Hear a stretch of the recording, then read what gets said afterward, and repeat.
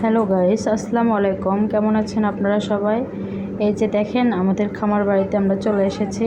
এখন আমরা যাব ভিতরটায়। ভিতরে কি আছে দেখা যাক। এই যে দেখেন, আমরা এখন গেট খোলার জন্য দাঁড়িয়ে আছি।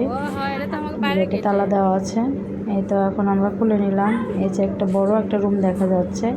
এটা ফার্ম ছিল, মুরগি পালা হতো।